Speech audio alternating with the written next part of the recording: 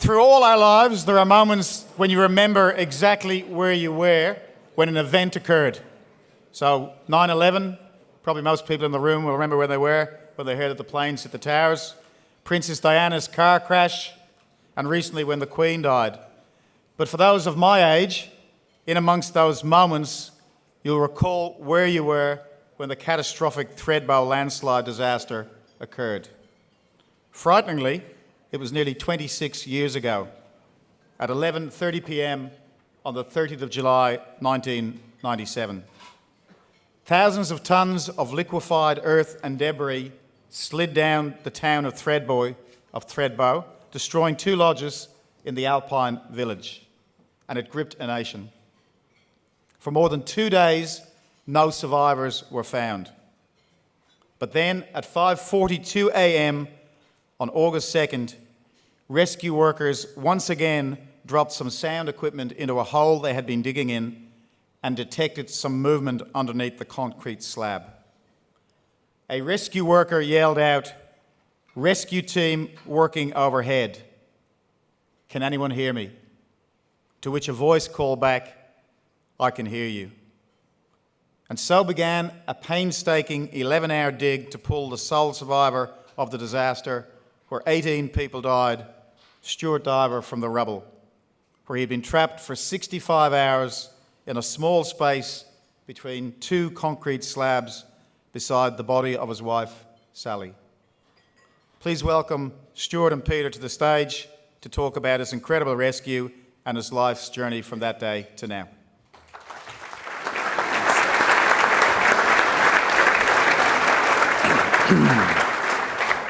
Okay.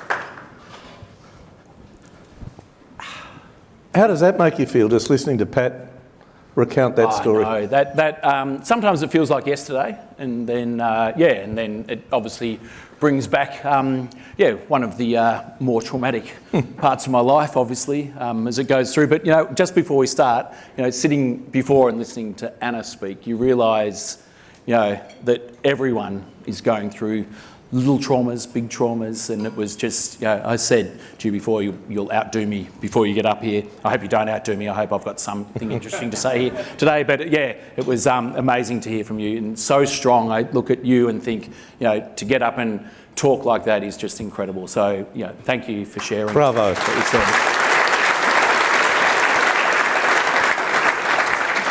I think when the rescue team said, there's a rescue team above, and do you remember what you said? I think it was something along, I'm okay, but my feet are bloody cold or something. It was just unbelievable, obviously, from being buried for that long on your own and really never expecting to get out.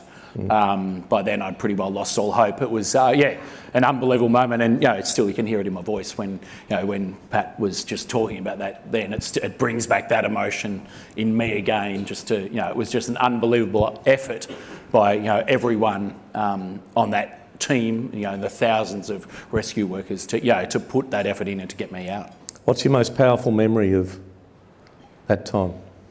I mean, obviously, for me, the first 3 minutes were the most hectic, and losing the person that at that time I loved the most in my life and thought I'd be with Sally forever was obviously, a moment that has defined me as I've moved through, and was the most traumatic thing that I'll ever go through. So you're lying in bed.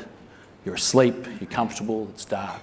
And 3 minutes later, you've done everything you can to try and survive yourself. You've done everything to try and save the life of the person you love the most. And then you start to realise what a really, really shit place you're in. And I think, to get through that is probably, is absolutely the defining moment of my life. And I want to just say, I want to thank Simon Boda, who wrote, in conjunction with Stuart's book. And Simon, when Pat and I discussed how we'd like to have Stuart as our guest, I went straight to Simon at a current affair and said, "Mate," and he came back, he said, "Stuart doesn't do this." I said to Stuart today, he couldn't remember when he last spoke, but Stuart said, "No, I'd like to come and help today." So Simon and Stuart, we're very grateful. And I also said to Stuart with Pat on a Zoom meeting, how are we going to tell this? I want to do it chronologically, but I don't want to, I want to be respectful of you as well. So we have had a discussion before this, haven't we? Yep. Why do you think more than 2 decades on we're still so connected to your story? We say Thredbo, it's so evocative, just that word, and you come to mind. There's a couple of things in there. One is it was the first massive media event. At that time, first time really satellite dishes had gone out to beam live pictures into people's homes. And the other thing is, obviously it was a massively emotional time for me, but I think because of the time period that it went on, and I know the 65 hours was a really long time for me, so people watching outside, it was also a really long time. And so that connection with that picture that was put up before and my face is something that's burned into people's eyes. And it's funny, actually, when people say, does someone still recognise you? And I say, yeah, they do. It's more my name that gets recognised rather than my face, because obviously I've changed a little in 26 years. But I say it's not like a newsreader walking down the street. You see a newsreader every night on TV and you see their face, but most people, you don't, and I'm not talking about you personally, most people don't have an emotional connection with a newsreader. Anna does. That's right. There you go. Oh, sorry. So you can sort of walk down the street and sometimes, unless you're as famous as you won't be recognised. But with me, there's that emotional connection because people wanted someone to live out of obviously that massively traumatic event. And, unfortunately for me, it was me. And all these years on, we're so connected to you, Stuart, because we do think of your name, and I use the word evocative, and I'll put it this way. What's the most common greeting you get when you see someone? Well, it's always joyous. But is it also, I remember where I was? Absolutely. And that's, I always say if you're a criminal and you're walking down the street, it wouldn't be so good. But with me, it's always a positive experience, and it is always exactly that. And there must have been a lot of people at the MCG that day because it was put up live on the screen at the MCG when I came out. And there's so many people that come up and tell all those sort of stories. But for me, that's the positivity that you can get out of something that's actually so traumatic. Why do you think we feel, though, that we want to tell you that? I know where I was. I was a young reporter in the newsroom, and they said, Peter, get on air. I'd never been really on air. We've got to do a 1-minute news update, and I ended up doing 4 hours of rolling coverage. We didn't do rolling coverage 26 years ago. That's right. And I remember there, and then Tracy Grimshaw, the big wheel, came in and brought you out. But I do remember clearly. Well, is it because we say this because we want to tell you something, or? I think, one of the beautiful things is to get through anything traumatic in your life, the best way to do it is to share. So that was my massively traumatic moment in my life. But even for someone watching that and watching that trauma, you get an emotional connection with that person. So the first thing that you say is, this is where I was, because that instantly takes me back to that point.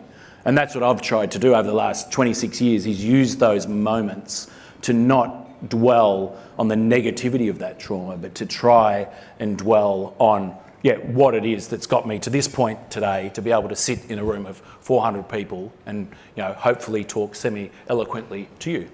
Magnificently. I remember post-Thredbo, though, in your interviews, I think you did one for 60 Minutes, as a person watching you, I wanted more from you. I wanted more emotion from you. You'd lost your wife, Sally. You'd been trapped for 65 hours. And I almost feel a bit guilty thinking like that. Perhaps we had no idea of what you were going through, and I wanted to really feel it. But is that a fair observation? Yeah, 100%. I made a conscious decision to not show emotion, and it wasn't an anti-media thing. It was my emotion to me was a very, very personal thing, and the loss and having to grieve the loss of my wife Sally so publicly, and with the media scrutiny at that time, pre-social media obviously, so it was highly intense, and so I decided that I would go and tell my story. But to me, to sit, and it was at the mind of a 27-year-old male, to tell my story at that time and to cry and to break down and show that emotion. I only had 10 minutes of television time. I was a lot better off showing that you can be strong, showing that you can get through that sort of trauma and you can move on with your life. And people go, well, that was very early to be thinking like that, but that's how my mind works. That's how I've got to the point in my life where I am now, because so I consciously made that decision. I paid a little bit of a price for it because people did think like that I'm a bit heartless and a bit emotionless. I left those interviews and went and cried in the shower for 3 hours afterwards. But that was, and you can look back and you say, was there better ways to tell the story? Were there other ways to do whatever? And I've done a lot of work with people and how the media interacts with people after traumas. But at the end of the day, everyone, and I was sort of going to preface my talking today with the fact that everyone reacts to trauma in different ways, and everyone's trauma is completely different to someone else's. And I think that, the media, but I also think people in society really have to respect that and say, you should just get over it, or you should just be able to move on with your life. It's not necessarily the case. And some people will grieve for their entire lives and will never get over it. And that's okay. We have to be able to accept that. And others will get over it. I know, I'm sure people in this room will have friends that, a partner died or something like that, they remarried 6 weeks later and everyone's going, whoa, what happened there? That's their journey. We've got to have, as society, the ability to respect that. And that was one of those hard things. I made that decision. I would still do the same thing today. How much work have you done, and I know you have, but with psychologists or a psychologist in the last 25 years? Yeah, I mean, a lot. Initially I didn't. Initially I did the Great Australian Male thing and thought I would drink my way through it. And it went well. 6 months in, I was a champion. But you were numb. But yeah, that's right. And it's a great way to kill the feelings. Not so good in the mornings, but if you get good at it, you can just actually get all the way through. So I tried that for 6 months. Luckily, I had a few good friends in my life who said, "Not a great idea, Stuart. Maybe you should go and see a psychologist." So I went and saw a psychologist and didn't really gel with them. I then went and saw a psychiatrist. Didn't really gel with them. And then I finally found a really, really good psychologist who I've had for the last 26 years. I'm a massive advocate of people's mental health. How you get there is up to you, and there's a myriad of ways of being really healthy in your mind. But for me, I've had a great psychologist. In the initial days, it was harrowing. I would fly up to Sydney, do 4-hour sessions, 4 days in a row, then try and go home and recover, and then come back the next week. And then my psychologist at the time, then he would go and recover as well, and then he'd come back. So it was a harrowing process, but something that has obviously got me to where I am today. But I also just want to put a caveat on that and say it's not about, I don't want to go sort of the North American, I love our North American friends, but that you have to have a therapist for everything. So my dog's got a therapist, I've got a therapist, we do the whole lot. It's not that at all. It's if you go through something in your life or you feel that something is not going quite right with your mental health, then reach out. You can reach out to a friend, a family member. You don't necessarily need a health professional like a psychologist or a psychiatrist. I did, because obviously what I'd been through, was fairly traumatic, and so therefore it's worked for me. And then throughout my life, there's been periods of 2 or 3 years where I haven't seen him at all. Don't even speak to him, because our understanding is I'll call him if I need him. And do you call him ever? Yeah, absolutely. I think I called him about 8 weeks ago was the last time. And it's just like a little checkup. It's like you're retuning your car. You're just going back and you're saying, am I getting this right? And that could be work related. It could be family related. It can be anything. But it's just nice to have, you've got someone in your back pocket who can look after you. And I always say, if you go through a big trauma in your life, and this is, it's a very basic descriptor of mental health. So if you break your femur, you don't go down to the local Bunnings and grab some plaster and get your mates to straighten it and wrap it up and say it's all done. No, you go and see a doctor, a professional, a health professional. If you go through a trauma in your life, or you feel that something's going wrong in your life, it's exactly the same thing. You can talk to your mates, and that's good, and that's a great starting point, family, friends, all of that. But there are some things that you go through your life that you actually need a proper, mental health practitioner. And that's what I've learned, and that's what I try and say to people. There's no shame in it. I thought at 27, years old, as that strong Australian male that I could just battle through on my own. There is no shame in putting your hand up for help. After losing Sally, Stuart, did you think you could ever love again? I mean, it's when you've been in, and I was only young, I'm only 27, I was married, I think we were married for 2 years, going out with each other for 5 years. When you've loved someone and been in a loving relationship, what I wanted to do is, obviously try and recreate that again, because it was such a wonderful thing to be in. So, I think, people say, how do you love again when you've lost, that person that you love so much? But if you've got that, you've experienced that before, and you know what that relationship is like, then I could see no reason as to why not try and recreate that again. Well, 2 years later in 1999, you met Rosanna. Did it take courage to say, hey, would you like to go out on a date?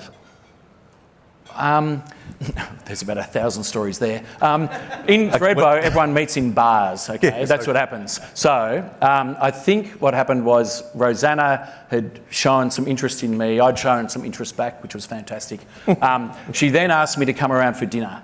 And so, from an Italian family, so they made homemade gnocchi. It was unbelievable. They cooked all day, this massive feast. I forgot to go. So I was in a bar in Thredbo, obviously doing a little bit of self-therapy, and was at another bar in Thredbo later on when Rosanna walked through the door and said, "How was your dinner?" So then she didn't speak to me for 3 months, and I thought, well, that's no good. That was the one that got away. But finally she forgave me.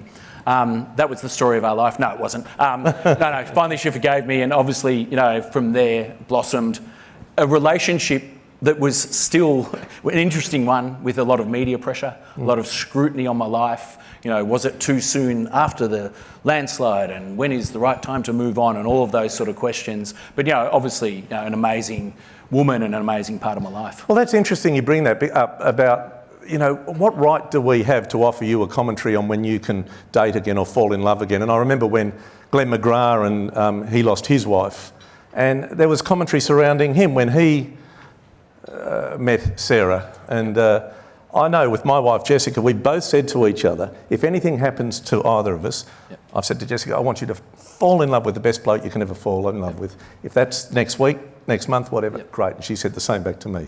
And I think we do offer a commentary when it's not required. And you can't fight your feelings if you suddenly fall for someone, right? Yeah, absolutely. I mean, I think that it's with society, we're getting better and better at offering commentary on other people's lives, and we have multiple platforms to do it, sadly. But I think that we need to just probably, as a society, just pull our heads in a little bit and say what is it that's actually within our world. What is it that's important to us? Like what's important to us in this room? Why are we here today? We're here today, sure, because we've got friends, or some of us might have been roped in. Simon Boda roped me in, so that's why I'm here today. But we're here today because we've got a room full of people who care about each other. People who love each other, people who want to share that love and that care for other people. And so how you do that and how you get to that end point is really no one else's business except yours. And I think that we've become hypercritical of what everyone does. And at the end of the day, it's your story, your life. As long as you're not hurting others within that process, then knock yourself out. You and Rosanna got married in 2002, but just weeks after your honeymoon, your world changed again in a very traumatic way, didn't it? Yeah, absolutely. I mean, Rosanna had a lump in her breast before we went on our honeymoon, and the doctor said, don't worry about it. Came back, biopsy, and she had breast cancer, so that was an unfortunate way to start a marriage. And then we just started the journey, as Anna's spoken about today, of getting into doctor's appointments and getting scans and getting treatment and doing all of that sort of stuff, which is harrowing for everyone involved. Rosanna obviously number one. And what was it like for you though, having been? Did you think, God, why me again? This is pretty. 100%. I went straight back to that point. But it's amazing. The human mind is pretty amazing. I went straight into survival mode again. So exactly the same as in the landslide. in losing Sally at that point, after I knew that Sally was dead, I'd clicked straight into that survival mode. That from that phone call from the doctor, I did the same thing. And probably for that first year, through all the operations and the treatments and the chemo and everything else that goes with a breast cancer diagnosis, I stayed in that mode. But then you have to get out of it because you've got to live. So then we, made the conscious decision, and luckily I had a really good psychologist, to work out the best ways that we were now going to move forward, get out of that survival mode and start to live again, which is what we did. And you had a little girl during that time, during her breast cancer, Alessia. Yeah. How old is she? She's 12 now. 12, so, fantastic. But when did the worst news come that Rosanna, that the outlook wasn't? She was diagnosed with metastatic cancer about when Alessia was about 3 years old. Right. So, and then from that moment on, it was, you changed again back into me survival mode, working out what I could do, with Alessia, making sure that, Rosanna and how long she survived for was the best life we could possibly live together. So there's a lot that goes on in that point. But clicking back into that survival mode again. And what were you talking about with the psychologist when you've got a daughter and a wife who has metastatic cancer, and that's why you're here today? That's when you knew what it was about. Bang, I'm coming along. What were you talking with your psychologist? I mean, the key thing is to try and set yourself up for what the future holds, and that's why I love this charity, is because it's about creating those dreams. So a lot of what we talked about was creating those memories. So it's as simple as grab a great bottle of wine, pull the cork out, put the cork, have dinner, obviously drink the bottle of wine, don't just pour it away. Put the cork on the mantelpiece, and every time you look at that cork, it'll bring back the memory of that beautiful dinner you had. Obviously, Rosanna, there were a whole lot of different techniques we did, and it was, I won't go into the huge detail, but pre-grieving, and you go, ooh, that's harsh. So if I went on to 60 Minutes or something and started to talk about pre-grieving 25 years ago, they would have shot me down. But now it's about trying to set yourself up for when that person's not going to be there. And that is unbelievably hard, but the beauty of it is that when that person is no longer in your life, you've done a lot of the grieving because you've locked away all those memories. You've put all of those good things away. So when you think of the trauma of that person dying and of Rosanna, leaving my life, I could then, but we had so many good times and we did this, and Alessia is going to be looked after because I know how to cook, and whatever it is that goes on there. So, and I think that was the most crucial thing coming out of that. So how did that compare, having this ability to do pre-grieving, with Sally's death, who you had no opportunity to say goodbye to? You were just trying to keep her alive. Absolutely. I mean, I'm lucky in that way that I've had the experience of going through, losing two people that I love so deeply in my life, and in such different ways. I would never do it the first way, obviously, and that because it's so hugely traumatic to never be able to say goodbye to someone, to never be able to lock away those memories, and to never be able to do that. And that will always stick with me. I've done a lot of great psychology out of that. People say, so how can you talk about Sally and what happened to her as having a positive effect on your life? And I won't go into great detail, but just the way that I did it. So in that first 3 minutes when Sally died, the first thing I did was I tried to get off the bed. So you can imagine that 8,000 tonnes came down. We're on the bottom floor, 4-storey apartment building. I had a gap of about that much above my mouth, lying on my back. I tried to wiggle out of bed to see if there was a way out. I couldn't do it. There was obviously a lot going on. I tried to stop. There was a lot of water that started to flow down from broken water mains, etc. I put my hand over Sally's mouth. I tried to stop her from drowning, and I couldn't do it. And people say, but that has to be a negative in your life. But what I did was I've linked that back to my values and my beliefs.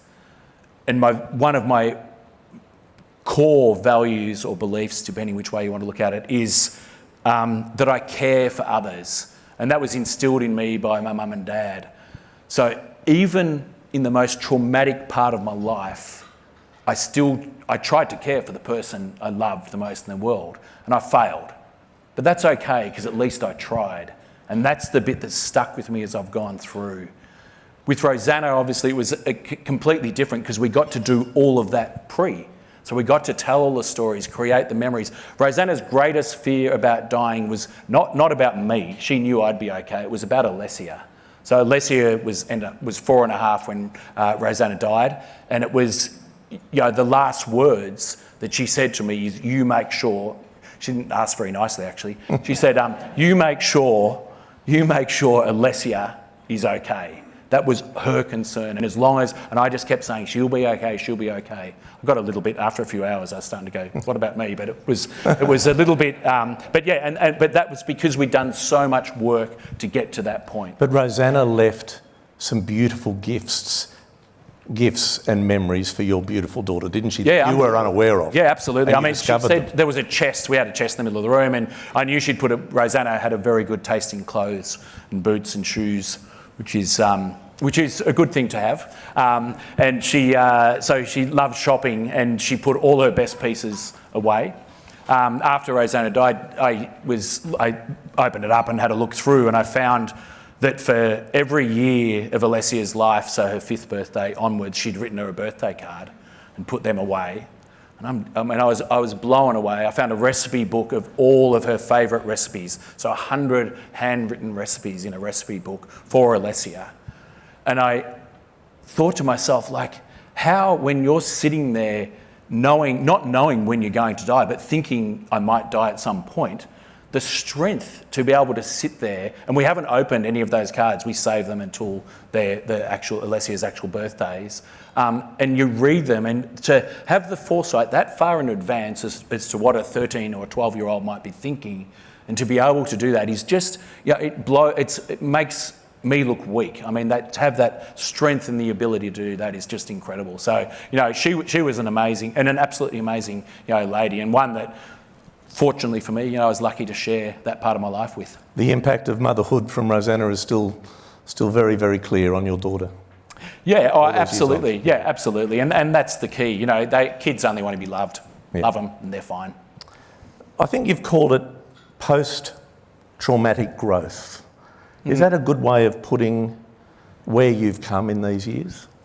Yeah, it is. I mean, I think that, you don't want to take away from, serious things like post-traumatic stress disorder, and which is very, very real for people who've been through major tragedies in their life. But I think what you can do is you can use traumas that happen in your life, however big or however small, to find something positive out of, and therefore to grow. And I think that hopefully I, as a human being, have grown and had the ability to not just go through life, say I've been through really traumatic things, and then go, "Woe me, this is terrible." I've got woe me moments for sure. You're allowed to feel sorry for yourself. You're allowed to say, "Why did this happen to me?" But then you've got to have the ability then to move on and to use it. And I use that as, to grow and to do things better. Why have you stayed in Thredbo? Why didn't you run 100 miles from there?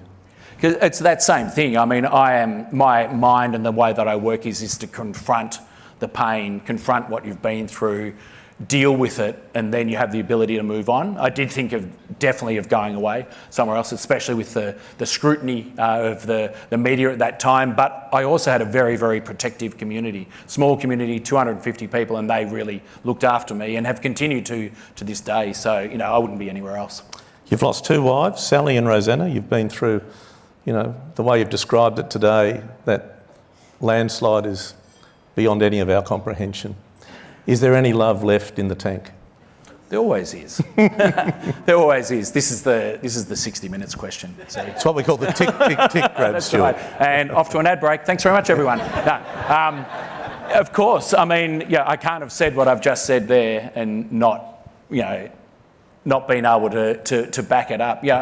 I've got a new partner in my life, Karen, who's a wonderful lady who's brought a whole new mix of amazing things to my life, which is continuing, to help me to grow, to learn about myself. I always think I know everything, but Amazingly, I don't know what it is. But, you know, it's really, you do have, I think we have unlimited amount of love in our lives to give. Sometimes it'll feel like we don't, especially when we get knocked down and we don't know, you know, what the path forward is. But for me to share my life with someone else who loves me equally back is probably the greatest thing that I've learnt in my life and the most special thing. And, you know, I'm so lucky to have that again in my life. Fantastic. Is there anything we should go back to our offices with or our homes tonight that you'd like to, you know, just a nugget of something that we should live our lives by? I mean, how long have we got? We've got about 2 minutes. We've got, it's all about, you know, I've spoken to it, I've alluded to it through just the little chat today, you know, love people. That's it. So share that with those people who are important in your life. You know, it'll sound like I'm lecturing. Look after those who are important in your life, and it'll come back to you in spades. And I think that we probably have, as a society, we're focusing on the wrong things. We're not focusing on, you know, what it is that we need to do to actually have a kind, caring, nurturing environment for our kids to grow up, for our parents to get old in, for all of that sort of stuff. And I think we've missed it, and I don't know where it's going. A lot of people do it, and that is fantastic. But if there's one thing, you know, just seriously, just love each other and look out for each other. And the world, like we're doing here today, the world will be, you know, a much, much better place. Dreams to live for. So lucky to have you as our special guest today, Stuart. Thank you for talking to us and giving us a front row seat to your life. Thanks, Peter. Thanks. Pleasure. Ladies and gentlemen, Stuart Diver. Cheers. Thank you.